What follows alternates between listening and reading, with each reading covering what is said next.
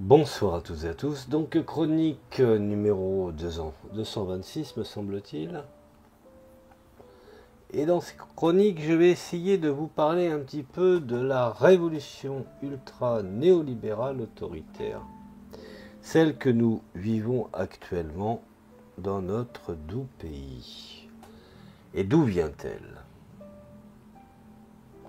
Alors, pour faire un peu d'histoire, il faut revenir dans le passé, comme dans d'autres pays d'Amérique latine, où l'échec des expériences structuralistes a favorisé le retour des politiques orthodoxes de stabilisation. C'est en ces termes que fut qualifié effectivement ce genre de révolution pour lui donner effectivement des lettres de noblesse.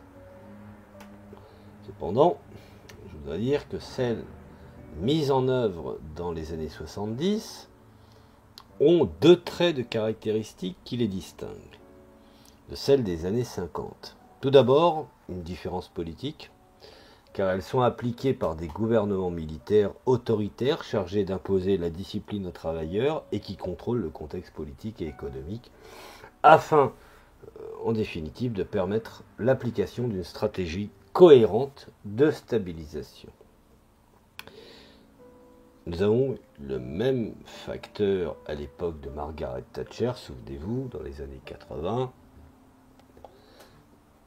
La privatisation d'une multitude de secteurs, et y compris la grande grève des mineurs qui a duré une année. Thatcher a réussi à s'en sortir en détournant le problème sur les Malouines. Je vous invite à faire des petites recherches là-dessus. Bon, bref. Nous avons aussi notre part néolibérale, mais un peu plus timide, en la qualité de Valéry Giscard d'Estaing, qui lui-même aussi était je dirais, un disciple de Milton Friedman. Mitterrand n'a pas mieux fait après les 3 ans de communisme, de socialisme. Lui-même s'est tourné vers ce genre de pratique au nom de l'Europe. Et nous avons eu ensuite des gouvernements qui n'ont fait que gérer finalement la politique qui avait été mise en place. Jusqu'à l'arrivée de Nicolas Sarkozy, qui lui a mis effectivement la vitesse grand V, et dont aujourd'hui Emmanuel Macron en sort, je dirais, vainqueur, en tout cas dans les médias, de cette politique héritée effectivement du néolibéralisme autoritaire. Nous l'avons vu avec la gestion des gilets jaunes et avec le refus du gouvernement de se saborder ou de démissionner face à la gabegie. Alors revenons effectivement à cette politique qui à l'origine prend source sur l'alliance entre le militaire et, je dirais, la politique économique autoritaire. Alors, à l'origine, se sont appliqués par des gouvernements militaires autoritaires, comme je viens de le signaler, qui ont été chargés d'imposer la discipline aux travailleurs et qui contrôlent le contexte politique et économique afin de permettre l'application d'une stratégie, comme je viens de le préciser, cohérente selon eux de stabilisation pour leurs propres intérêts. Ainsi, je dirais, l'autoritarisme surgit comme une condition nécessaire au succès des politiques orthodoxes. Je dirais même que la deuxième nouveauté est que ces politiques visent le long terme. Beaucoup de ressemblances aujourd'hui avec des gouvernements libéraux ou ultralibéraux que nous avons, qui effectivement, eux aussi, selon leur doxa, visent le long terme. Auparavant, le monétarisme était associé à des politiques d'ajustement à court terme dont le succès était évalué dans cette perspective. Dorénavant, il s'agit de modifier de façon fondamentale le fonctionnement de l'économie, un peu comme ce qui nous arrive aujourd'hui. Ainsi, je dirais, la lutte contre l'inflation passe par d'importants changements structurels tels que la réduction de la taille du secteur public, la réorientation du surplus vers le secteur capitaliste privé, la création de marchés de capitaux privés, l'ouverture de l'économie au libre-échange, la modification de la situation des travailleurs, qu'on appellerait aujourd'hui détachés, etc. Alors les mesures technocratiques orthodoxes initialement mises en place pour réduire l'inflation se transforment en un modèle global qui permet non seulement d'examiner des problèmes techniques, mais de rendre clairs les aspects les plus généraux d'ordre social, sans bien entendu oublier la politique, et même, je dirais, n'ayons pas peur de le dire, culturelle. De cette manière, l'inflation est considérée comme le symptôme d'une crise économique généralisée qu'il faut affronter grâce à une gestion économique drastique, saine et culpabilisante à l'égard des populations. Après une période de répression sanglante qui a décapité au sens propre comme au figuré, et là je reviens à l'histoire, l'unité populaire chilienne, le parti de Salvador Allende, la junte d'Augusto Pinochet a pris la tête pour la première fois au monde d'une révolution ultralibérale afin de lutter contre l'inflation, désengager l'État de la vie économique et libéraliser cette dernière. Le régime militaire a combiné une intense répression politique avec une application presque religieuse de l'économie de marché et surtout du libre-échange. Après le coup d'État, le Chili a poursuivi de manière précoce une stratégie volontariste de libéralisation à outrance. Des diplômés de l'université de Chicago et d'autres universités américaines, les Chicago Boys,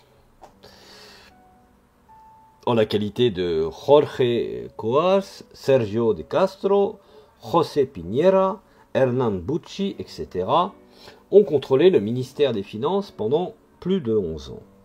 Le plan pendant plus de 9 ans, le ministère de l'économie pendant 5 ans et demi, et en général les principaux postes clés à partir de 75.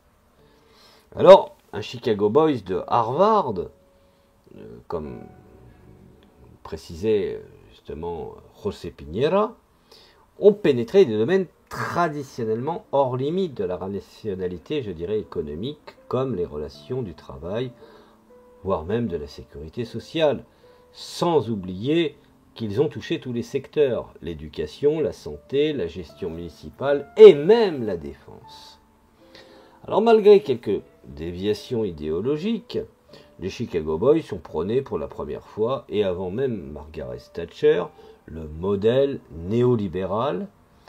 Et dans le langage de Friedrich von Hayek, on pourrait dire qu'ils ont mené à bien une révolution constructiviste grâce à un despotisme technocratique et à l'aide de l'armée. Alors entre 1973 et 1981, les Chicago Boys, pionniers de l'ultralibéralisme faisant école, ont entamé une série de réformes compatibles avec le décalogue de la première version du consensus de Washington, proposé à la fin des années 80. Liberté totale des prix, ouverture indiscriminée aux importations, libéralisation du marché financier, aussi bien en termes de taux d'intérêt que d'allocation du crédit, large libéralisation des flux internationaux et des capitaux, réduction de la taille du secteur public, allant jusqu'à la faire disparaître, au besoin est, privatisation des entreprises publiques traditionnelles, y compris de la santé, suppression de la majorité des droits syndicaux, réforme fiscale pour réduire les impôts directs et les rendre plus progressifs, introduction du premier système de retraite par capitalisation. Alors, bien entendu, on peut dire que les résultats de l'expérience néolibérale au Chili ont été très négatifs dans tous les domaines. Aujourd'hui, tous les experts sont unanimes. Elle a engendré une société aux inégalités croissantes, voire endémiques, même structurelles, une prédominance de l'économie financiarisée, et la politique macroéconomique appliquée entre 1973 et 1982 a fini en catastrophe. Des chutes de production, d'investissement et d'emploi se sont accompagnées d'un fort déficit de la balance des paiements et d'un surendettement extérieur. Le chômage a augmenté d'une façon exponentielle, voire même dramatique, et les indicateurs de répartition ont montré une forte détérioration de la situation des salariés. Mais je dirais que les indicateurs macroéconomiques sont seulement la partie la plus visible de l'iceberg, et même, je dirais, de la profonde transformation qu'a subie l'économie chilienne pendant cette période. En effet, elle a été fortement privatisée et un processus radical de libéralisation du commerce et des flux financiers extérieurs, voire une réorientation des ressources et des capacités de gestion des activités productives vers la spéculation financière et le développement des activités commerciales liées aux importations ont été fatalement opérés. La dureté et l'injustice de la crise et les faillites massives ont généralisé le mécontentement politique et les manifestations d'opposition à une dictature impitoyable. Même parmi ceux qui est quand même assez, je dirais, inouï, ceux qui avaient approuvé les réformes dans ce contexte, ma foi, effectivement, le gouvernement de Augusto Pinochet et les Chicago Boys se sont vus contraints à transgresser les préceptes néolibéraux en introduisant une certaine dose de pragmatisme dans la politique économique, suivie entre 82 et 89. Le Chili chemine alors vers ce qu'on a appelé l'économie politique du possible, sans dogme ni impatience, c'est-à-dire en se limitant à faire ce qui est possible, sans trop déranger, bien entendu, surtout les classes dominantes, ce qu'on appelle les classes compradores. Parmi les mesures adoptées par la dictature de la décennie des années 80, il faut noter l'augmentation des droits de douane, l'encouragement aux exportations et voire l'étatisation de la dette privée, la renégociation des crédits bancaires avec ses créanciers, les aides financières massives au secteur privé, et selon le principe de privatisation des profits et socialisation des pertes. En ce qui concerne, je dirais, ce dernier point, l'État s'est vu obligé d'intervenir en prenant en charge la gestion de certaines banques, en les liquidant dans d'autres cas, ou encore en les soutenant directement grâce à une injection de fonds par l'intermédiaire de la Banque centrale.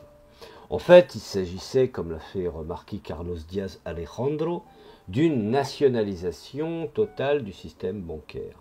En raison de fortes pressions de la part des entrepreneurs, cette période a été caractérisée par de nombreuses mesures en faveur des secteurs à haut revenu. Subventions massives, privatisation des entreprises intervenues après la crise de 82, privatisation de grandes entreprises publiques comme l'électrique. En revanche, en matière sociale, le gouvernement a une position très défavorable vis-à-vis des organisations populaires et des syndicats. Dans ces conditions, il n'est pas surprenant qu'il y ait une reprise économique, mais avec une détérioration supplémentaire dans la répartition du revenu, créant en fait un énorme fossé dans les inégalités. Alors, 1987 est l'année qui enregistre la pire répartition du revenu depuis les statistiques qui aujourd'hui prédominent. Alors, bien entendu, je pourrais comme ça développer pendant des heures sur effectivement ce que nous avons vu de ce modèle, mais que pouvons-nous retenir? Que ma foi, aujourd'hui, les néolibéraux, comme disait Thatcher, on peut soutenir une révolution militaire néolibérale au Chili, mais il faut utiliser d'autres voies pour imposer le néolibéralisme aux Britanniques ou aux Européens.